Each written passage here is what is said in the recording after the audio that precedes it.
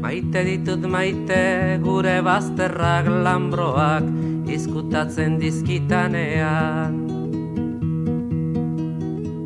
Maite ditut maite... Kaixo naturzale guztiei eta ongi etorri naturzaleon txokora.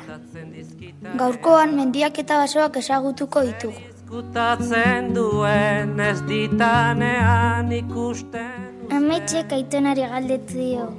Zergaitik zaindu behar ditugu basoak, Aitona? Frutu goxoak, onddoak eta perretxekoak, egurra, oxigenoa eta geriz bederrak eskaintzen dizkigulako.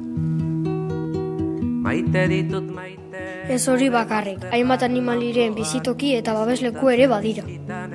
Eskerrik asko, Aitona, hemendik aurrera mendi irteratan saiatuko naiz zaborrik ez lagatzen eta zueskak ez ondatzen. Borja eta Malen igandero joaten dira mendira bere gurasoekin, eta hoxe esan digute.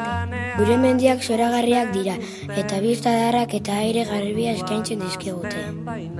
Hala ere pinu gehiegi dago, eta paisaia politagoa izango litzateke bertoko zuhaitzak baleude. Aritzalde naturzalen elkartearen berri eman digu taldekide batek.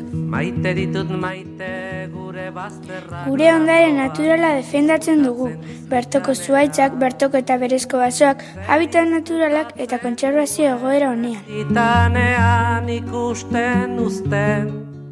Honen bestez bukatzen dugu gaurko saioa, baina datorren astean jarraituko dugu beste aditu batzuekin, eta ez ahaztu. Mendiak eta basoak zaindu ditzagun.